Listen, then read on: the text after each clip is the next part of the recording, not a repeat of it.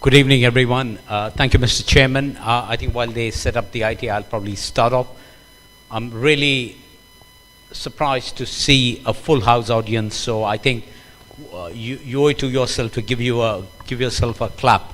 I think it's really great and very heartening to see so much enthusiasm.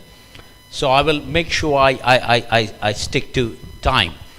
Now, what I'm going to be sharing with you is we set up at the University Hospitals Birmingham obesity service, which is about 20 years ago. We have got tier 4 service, which basically means we see the most complex patients with obesity and provide them bariatric surgery. My talk is going to be very clinical, where I'll probably see what kind of assessments we do. It will also take a peek into the future, because I think we have got more medications available in the UK now to treat obesity, and it will tell us as to how we should do it. Now, one of the most important things that we've got to remember, the person who need to run the obesity services are endocrinologists. And I think I sincerely believe in that, because in a lot of these centers, obese patients go to the bariatric surgeons directly or to the other places. So we all know the prevalence of obesity is rising, and Mohammed has very eloquently shown the data from the MENA region. This is a very interesting quote about blood pressure, about not treating the blood pressure. And similarly has been said about obesity, that obesity should not be treated, it should be lifestyle. I'm a great believer in lifestyle, but in certain cases, when obesity has reached a stage where it cannot be managed by lifestyle, you need treatments. So what is the treatments of obesity? I look into obesity in 3 phases, and there should be absolute clarity as to where we belong and where the patients belong. One is the primary changes. The primary prevention is providing the the population a healthy environment. So I think the environment is important. So this is about right kind of food being available to people where they are able to eat, right kind of spaces being available where they can actually walk, undertake physical activity, reward for doing physical activity. So this is beyond yours and my control. So this is for social planners, town planners, politicians to do that. The second element of it is what we call the secondary prevention. When somebody has just started getting obese or putting on weight, it is for the GP or the primary care physician to say, you got to look after yourself, reduce weight, give them lifestyle advice. By the time the person comes to the tertiary intervention, which is people like us, the endocrinologist, I think it is far beyond those stages. Although you can try them, it is the tertiary phase. So this is, first is media, health promotion, second is screening, detection, checkups, and this is where the medical personnel get involved. So when we set up a service, obesity was not really important in the UK. It was considered to be Cinderella service, very 10 to 12 centers, mostly community-based, most were private or what you would call web-based initiatives. And a lot of money was being spent on what you would call weight management. So the way we have set up a clinic in terms of a tertiary center, managing people with obesity and preparing them for bariatric surgery, is that it's a multidisciplinary team.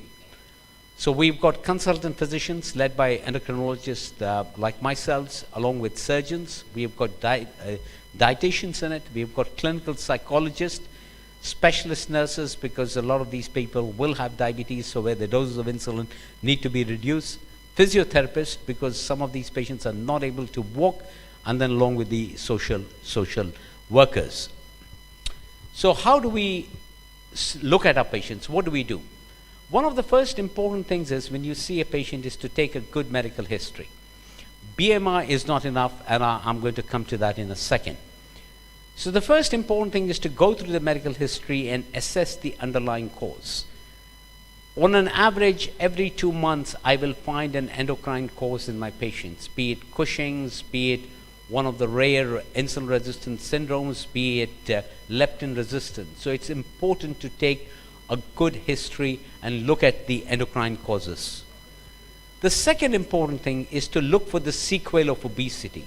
Obesity is just not type 2 diabetes. There will be sleep apnea. There will be uh, cardiac issues. There will be osteoarthritis. There will be PCOS in women, where we see a lot of it very common. So it is important not only to look at obesity, but look at sequelae. Formulate a management plan with the patient as to how you're going to manage. Involve appropriate professional. Lifestyle is the key. Without lifestyle, nothing is going to happen. So you've got to reinstate the lifestyle. And then consider drugs in appropriate patients, especially those who are at very risk of complications. And finally, there is surgery for severe obesity. This is a very interesting quote from 14, which basically talks about quality of life. So the way we do our things is through two formulations that we use. One of the scales we use is called the EOS, or the Edmonton Obesity Staging System. And in this, we have got the stages. So you've got stage 0, stage 1, stage 2, stage 3, stage 4. Here we not only look at obesity as per the BMI, but we also look at the physical symptoms, and we look at the psychological issues. Stage 2, again, is when we are looking for comorbidities or moderate psychological issues, and then functional elements. Now, the way this assessment is made, it really helps that somebody with a BMI of 32 may be stage 4, who will require a medical or a surgical intervention, rather than just basing it on BMI. There is another criteria, which is the cardiometabolic disease staging system. This is a bit, again, which is more focused on from a cardiovascular point of view in terms of obesity, in terms of doing the assessment. In our practice, we use the Edmonton Obesity Staging System. So what's the first one? The first one is dietary advice. When I say dietary advice, when we set up the clinic, our dietitian used to assess the patients and tell them to eat healthily, which was basically eating five fruits a day, walking a little bit, and then trying to have a nice balanced diet. When you're doing obesity management, that is not what you really need. You need a little bit more. You need a hypocaloric diet. But in a tertiary obesity center, when BMIs are 35, 40, 45, you are looking for low-calorie diet. So the options are either very low-calorie diet, also called the Cambridge diet, which is the 600 kilocalorie diet, or the 800 kilocalorie diet, which is the low-calorie diet that was used in the direct study by Roy Toller and co. The way this is done is, again, very interesting. So the direct, some of my slides have changed, I don't know why. So in the direct study, which is also called the soups and shakes diet, you do total diet replacement. So the patient stops eating, only goes on soups and shakes. It's not about reducing calorie, but going on to a liquid diet. And in this, you give nearly 830 kilocalories, in which 61% are carbohydrates, the rest 26% proteins, and so on. Once the patient, along with it, you stop all the medications that the patient is taking, which is basically all diabetes medications have to stop, all blood pressure medications have to stop. So you've got to stop all medications. And then you put the patient on a target weight loss, which is for about 12 weeks or 16 weeks. Once the patient has that target weight loss, you reintroduce the diet, or what is called as the diet reintroduction phase, when the patient is allowed to eat. So this is about 400 kilocalories added, but the patient is encouraged, or the person is encouraged, to do more physical activity. And then you go to the weight loss maintenance diet, where about 600 kilocalorie less diet is given. And what it showed, this is what the results from the direct, you must have all seen it, that greater than 10 kg weight loss results in 24% remission, and if it is 86%, then you lose about 70%. Now, when it comes to drugs, I think this was very eloquently covered, but I'm not going to go it. But the story of obesity is the story of medical failure.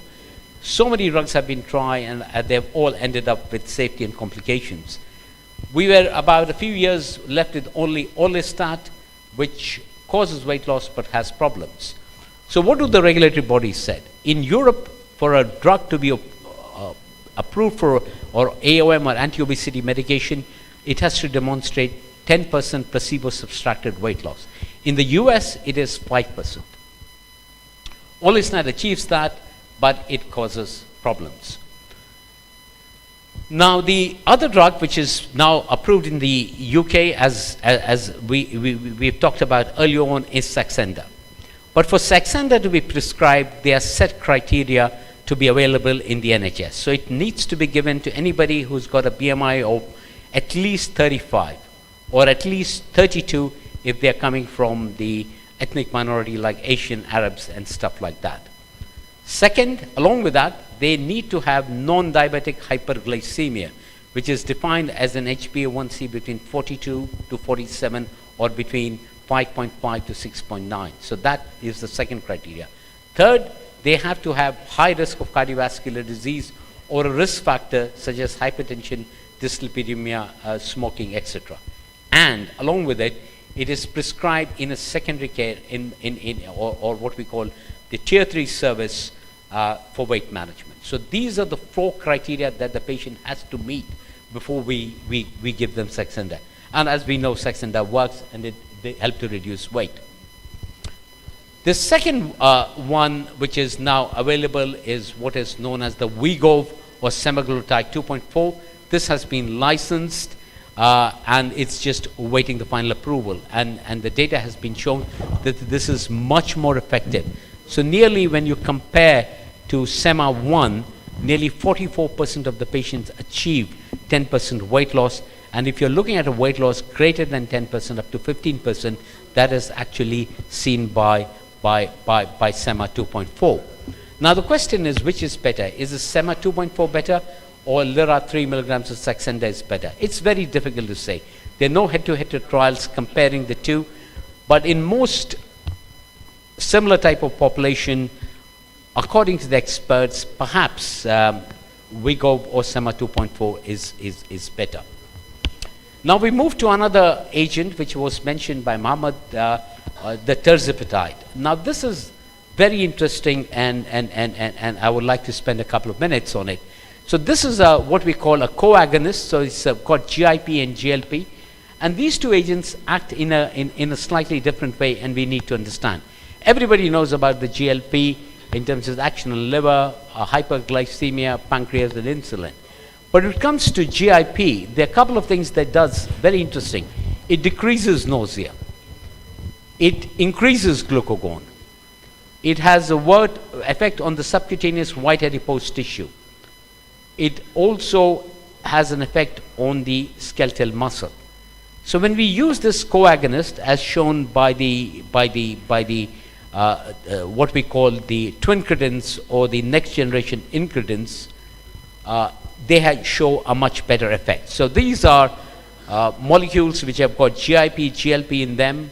I'm not going to go into details, but if you look at the clinical picture, now you're getting into the territory of what we call bariatric surgery.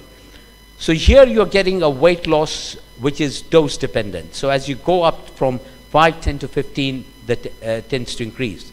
So here if you look at the percentage of patients achieving nearly 15%, this is the SURPASS program of terzepatide, you are nearly coming close to 40% of the patient. These are the kind of numbers I see in the patients who have got gastric bands. So 15% weight loss versus 9% with Sema, and nearly 40 to 43% achieving this weight loss. Now final few slides really talking about bariatric surgery. Now the current recommendations for bariatric surgery, again by NICE, which we tend to follow, are again very strict. So these are for patients with a BMI of greater than 40 or between 35 and 40 with other significant disease. This could include type 2 diabetes, blood pressure, obstructive sleep apnea, and so forth. All the patients, before they go to surgery, they should have all non-surgical interventions include medications. So we have got Saxenda, we've got Wegovy, they have to be tried. The patient has to be engaged, and that is very, very important. Some of the patients who have got increased anxiety, we get a clinical psychology opinion from them to make sure they are prepared, because once they have bariatric surgery, other than the ban, it is almost permanent. And they also should be fit from cardiac point of view and renal point of view.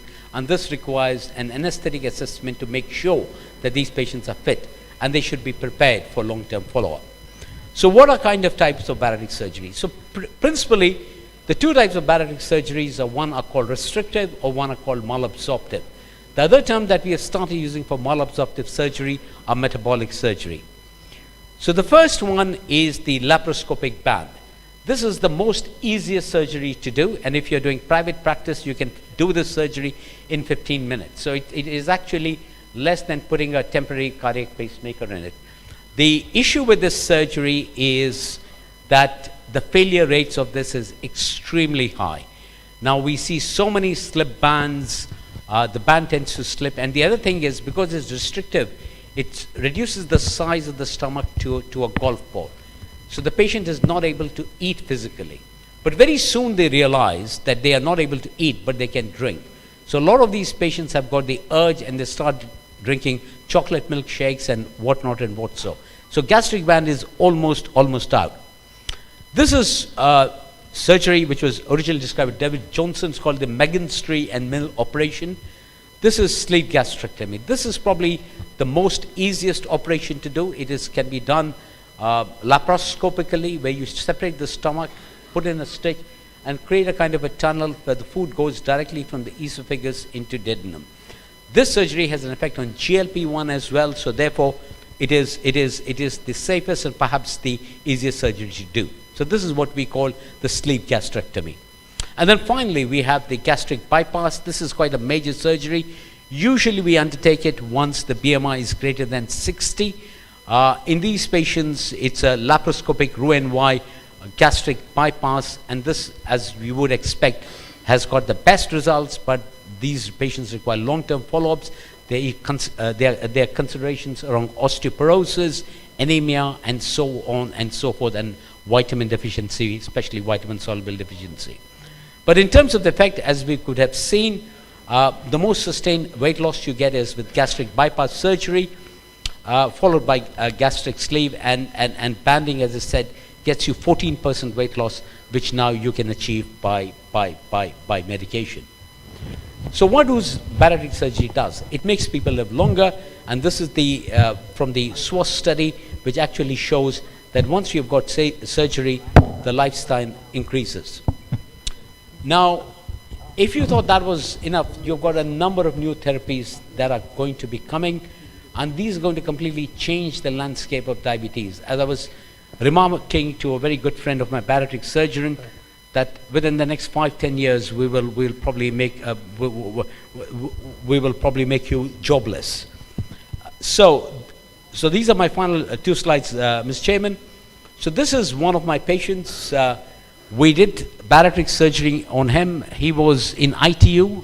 He had obstructive sleep apnea. And this is post-gastric bypass. He is, in his previous coat, his wife could actually get in. So this is what we were able to achieve. And this is now what we are able to achieve in our patients with Saxenda. She lost something around 50 kilograms, and she wanted this picture with me, which was actually published in Daily Mail. Thank you.